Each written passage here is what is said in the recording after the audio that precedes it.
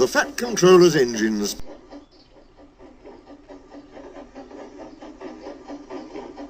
One evening, Thomas brought his last train to the junction. He went for a drink. "I'm going to the big station," he said to Percy and Toby. "So are we," they answered. "Do you know," Percy went on, "I think something's up." Toby looked at the sky. "Where?" "Down here, silly," laughed Thomas. "How?" asked Toby reasonably. "Can something be up when it's down?" "Look," said Thomas excitedly. "Look!" 7 engines from the other railway were coming along the line. "Hello, Ginty," whistled Percy. "Hello, Pug. They're friends of mine," he explained. "I don't know the others." Ginty and Pug whistled cheerfully as they puffed through the station. "What is all this?" asked Thomas. "The Fat Controller's got a plan," answered his driver, "and he's going to tell it to us. Come on." So they followed to the big station at the end of the line, where all the engines had gone.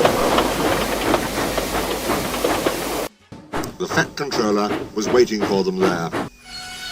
"The people of England," he said, "read about us in the books, but they do not think that we are real." "Shame!" squeaked Percy. The Fat Controller glared. Percy subsided. "So," he continued, "I am taking my engines to England to show them." The engines whistled. The Fat Controller held his ears. "Silence!" he bellowed. "We start the day off tomorrow at 8 a.m. Meanwhile, as these engines have kindly come from the other railway to take your place, you will show them your work tomorrow."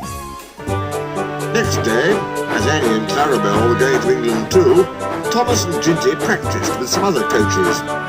Thomas was excited. He began boasting about his race with Bertie. "I whooshed through the tunnel and stopped an inch in the buffers, like this." Crash! The buffers broke. No one was hurt, but Thomas's front was badly bent. They telephoned the Fat Controller. "I'll send up some men," he said, "but if they can't mend Thomas in time, we'll go to England without him." Next morning, the engines waited at the junction. Toby and Percy were each on a truck, and Duck had pushed them into place behind Edward. Henrietta stood on a siding. The Fat Controller had called her a curiosity. "I wouldn't dream of leaving you behind," he said. "I'll fit you up as my private coach." She felt very grand. Gordon, James and Henry were in front. They whistled impatiently. The Fat Controller paced the platform. He looked at his watch. "1 minute more," he said, turning to the guard. "Beep, beep, beep," whistled Thomas, panting to the station. Annie and Clarabel twittered anxiously. "We hope we're not late. It isn't quite 8. "Thomas," said the Fat Controller sternly, "I am most displeased with you. You nearly upset my arrangements." Thomas, abashed, arranged himself in the coaches behind Duck, without saying a word. The Fat Controller climbed into Henrietta. The guard blew his whistle and waved his flag.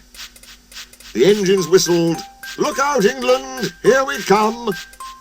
and the cavalcade puffed off.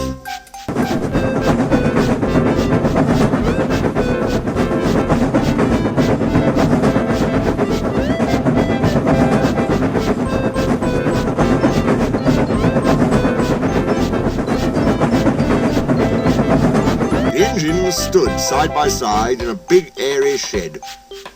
Hundreds of people came to see them and climbed in and out of their cabs every day. They liked it at first, but presently felt very bored and were glad when it was time to go.